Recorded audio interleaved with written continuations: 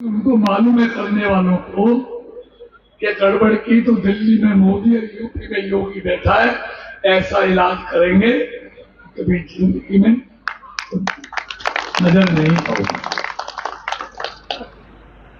अब मैं थोड़ा छोटा करता हूं। मित्रों, मुझे एक बात बताओ, आज मोदी और भारतीय जनता पार्टी को छोड़ो, उसके अलावा कोई एक पार्टी देश में जो अपने दम पर पूर्ण बहुमत की सरकार बना है, कोई एक भी पार्टी नहीं। इसलिए सारे मिल गए और सारे मिलके मोदी को हटाना चाहते हैं। मोदी देश को बढ़ाना चाहता है। आज कांग्रेस की हैसियत क्या देश में?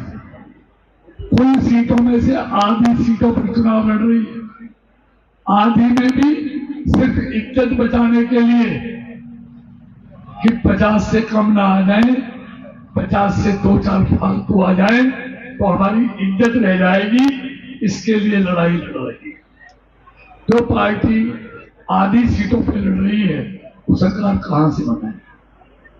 दूसरी बात मैं कुछ बता दूं, आपको मालूम है कमल का बटन दबाएंगे तो मोदी प्रधानमंत्री बनेंगे। अगर गलती से कहीं और दबा दिया तो आपको मालूम है कौन बनेगा? किसी को मालूम है कौन बनेगा? आपको क्या होगा?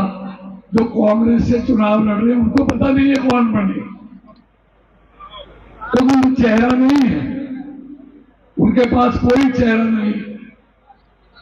भाई चेहरा तो बताओ, मोदी नहीं तो कौन? ये तो देश के लोगों को बताना पड़ेगा, तभी तो देश के लोग फैसला करेंगे। लेकिन मोदी जैसा चेहरा नहीं है। जो चेहरे हैं वो 12 लाख करोड़ के घोटालों में जेल से जमानत पर आए हैं। चेहरों पर काली पुती है, इसलिए सोचते हैं अगर हमने कोई नाम बता दिया तो रिजल्ट तो 4 जून को आएगा, हमारी लुटिया तो 4 जून की बजाय पहले ही डूब जाएगी, इसलिए नहीं बताना। अब मुझे एक बात बताओ, आप किसी ऐसी बारात में गए हो जिसमें दूल्हा ना हो? आप किसी ऐसी गाड़ी में बैठे हो जिसमें ड्राइवर ना हो? उनके पास तो ना दूल्हा है ना गाड़ी का ड्राइवर है, और हमारे पास मोदी के रूप में दुनिया का सबसे बेहतरीन ड्राइवर है, जिसकी गाड़ी में बैठकर हर भारतवासी अपने आप को सुरक्षित महसूस करता है। आपको मालूम है ना, मैं सारी बात नहीं बता पाऊंगा, गलत होगी। जैसे किसी माँ बाप के बच्चे पर कोई मुसीबत संकट आ जाए तो माँ बाप अपने बच्चे को संकट और मुसीबत से निकालने के लिए जी जान की बाजी लगा देता है। ऐसे ये मोदी है।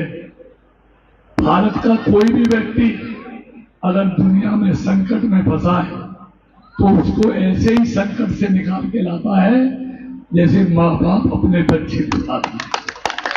कोरोना में फंसे हूं तो उनको भी लाया, करोड़ों लोगों को हवाई जहाज चला के।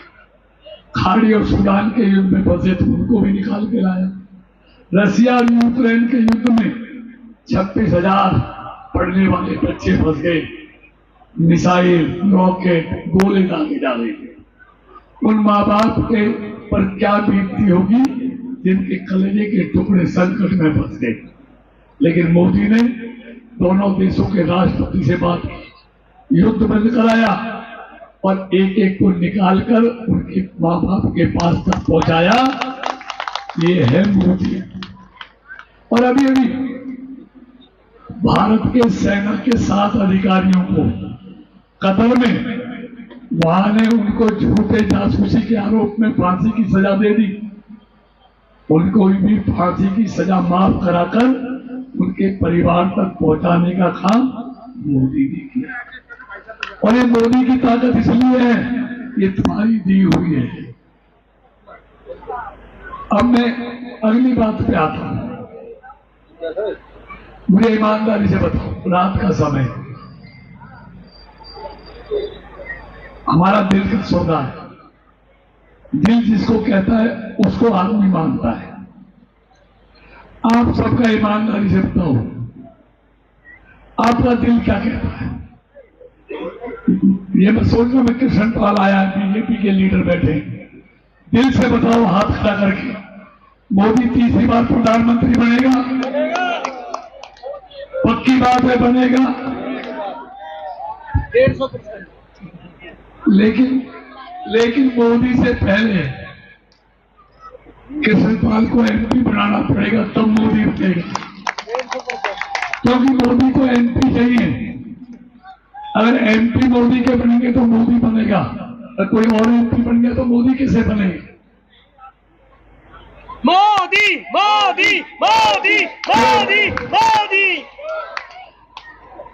दूसरी बात मैं कहना चाहता हूं, आपने देश ने ठान लिया और सबको मालूम है मोदी तीसरी बार बनेगा। ये गरीब के बेटे को जितना रोकेंगे, ये गरीब का बेटा उतना आगे बढ़ेगा, क्योंकि देश का गरीब किसान मोदी के साथ है। अब जमाना गया खानदानी चांदी की चांदी में खाने वालों का। अभी तो आप जानते हैं ना, कांग्रेस को यही पीड़ा है कि हम तो खानदानी लोग बनते थे, या हमारे रेमोक्रम बनता था। एक चाय बेचने वाला देश का प्रधानमंत्री कैसे बन गया? इसलिए उनको आज भी मोदी पसंद नहीं है। कभी उसको चाय वाला कहते हैं, कभी चौकीदार चोर कहते हैं, कभी कहते हैं इसका परिवार नहीं है। हाँ, मोदी का परिवार इन जैसा परिवार नहीं है जिनके लिए 12 लाख करोड़ रुपए खा गई। मोदी तो कहता है मेरा परिवार छोटा परिवार नहीं है, मेरा परिवार तो इस देश के 140 करोड़ लोग मोदी का परिवार है। कौन मुकाबला करेगा उस परिवार? और मित्रों में यही कहना चाहता है, आपने मोदी की सरकार बना दी तय है, दुनिया भी मान रही है, हिंदुस्तान क्या दुनिया भी मान रही है।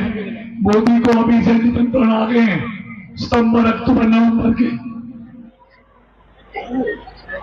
और दुनिया ने मान लिया तीसरी बार भी मोदी ही भारत का प्रधानमंत्री बन रहा है। अब मुझे एक बात बताओ, अगर मोदी की सरकार बनेगी तो उस सरकार में इस इलाके के विकास के लिए कौन आपको हिस्सा दिला सकता है? उस सरकार में कौन हिस्सेदारी दिला सकता है? मोदी का आदमी। ये तो नहीं हो सकता कि सरकार मोदी की हो और कांग्रेस को हिस्सेदारी मिल जाए।